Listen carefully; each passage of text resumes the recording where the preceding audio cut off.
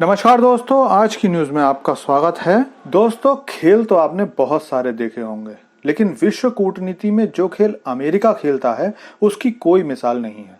और सबसे बड़े आश्चर्य इस बात का है कि इन खेलों के बारे में सबको पता होता है, लेकिन जिस चालाकी और जिस सफाई से ये खेल खेला जाता है उसमें भले ही किसी देश को लगे कि वो जीत रहा है, लेकिन लास्ट में जीत अमेरिका की ही होती है। तो खैर, इस सारी बात को ज्यादा लंबा न खींचते हुए सीधे मुद्दे की बात पर मैं आता हूं। लेकिन उससे पहले आपसे यही हम्बल रिक्वेस्ट है कि वीडियो में अंत तक बने रहिए और चैनल को सब्सक्राइब कर लीजिए, क्योंकि यहाँ आपको डिफेंस, फाइनेंस और फॉरेन पॉलिसी पर वीडियोस रोज मिलते हैं।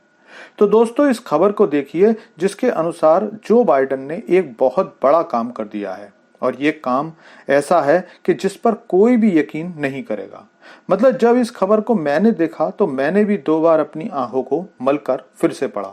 और खबर यह है कि राष्ट्रपति बाइडेन ने सऊदी अरब और इजराइल का एक पैक्ट करा दिया है। इस एक खबर को हालांकि मीडिया में ज्यादा सुर्खियां नहीं मिली, लेकिन ये न्यूज दुनिया के लिए एक अनोखी बात है। और ये क्यों अलग है, चलिए आपको बताता हूं। तो दोस्तों, मुस्लिम देशों की इजराइल से नफरत कोई छिपी हुई बात नहीं है। इस्लाम के दुनिया में आने के समय से ही इन दोनों धर्मों में दुश्मनी देखी गई है, और आज के समय में भी इस दुश्मनी को मुस्लिम उसी कट्टरता से फॉलो करते रहे हैं। लेकिन पिछले 10-15 सालों में इन देशों की समझ में कुछ कुछ बातें आने लगी हैं, क्योंकि इजराइल तकनीक के मामले में एक बड़ी ताकत बन चुका है और यहूदियों का वर्चस्व किसी 1-2 क्षेत्र में नहीं, बल्कि रक्षा, कृषि, पर्यावरण और लगभग हर जगह देखा जा सकता है। यहाँ तक कि अमेरिका में भी यहूदी लॉबी को बहुत ज्यादा मजबूत माना जाता है। पूर्व अमेरिकी राष्ट्रपति डोनाल्ड ट्रंप की सबसे बड़ी उपलब्धियों में से एक ये भी थी कि उन्होंने इजराइल से यूएई और बहरीन जैसे देशों के संबंध स्थापित कराए थे, क्योंकि भले ही इन खाड़ी देशों के पास पैसे की कोई कमी ना हो, लेकिन तकनीकी स्तर पर ये बहुत पिछड़े हुए हैं। इन देशों में नए आविष्कार कभी होते हुए नहीं सुने जाते।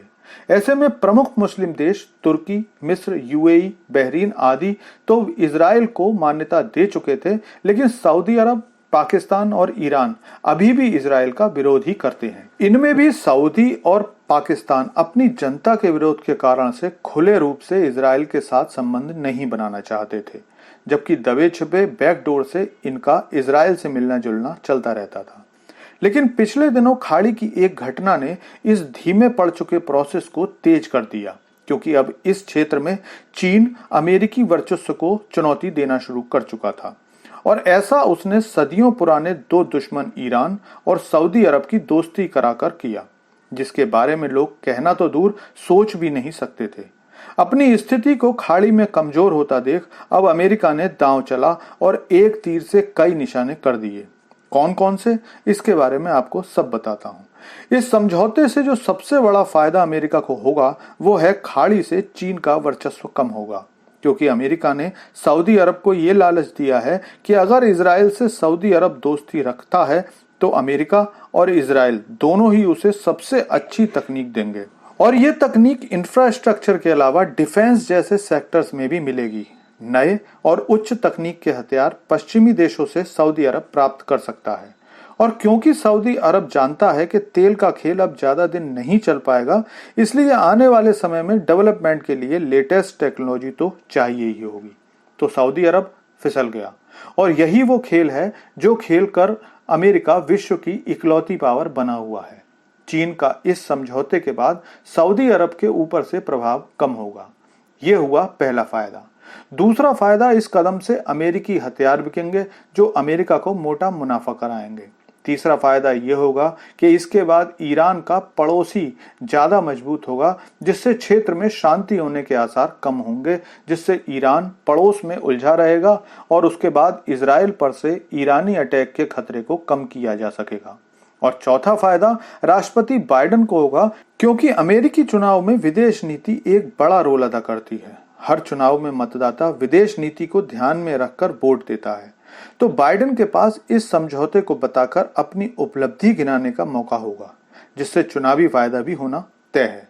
और वैसे भी सऊदी अरब और यूएई में खाड़ी क्षेत्र के वर्चस्व की दौड़ लगी रहती है। ऐसे में जब यूएई इजराइल को मान्यता दे चुका था, तो सऊदी अरब को भी तकनीकी मामले में पिछड़ने का डर से इजराइल के पास देर सवेर पहुंचना ही था। अब आप मेरी शुरुआती बात को याद करो, क्योंकि भले ही सऊदी और इजराइल खुद की जीत इस समझौते में देख रहे हों, लेकिन हथियार किसके बिकेंगे? अमेरिका के। चीन को हटाकर खाड़ी के फिर से ताकतवर कौन होगा? अमेरिका। और चुनावी फायदा भी अमेरिकी राष्ट्रपति का।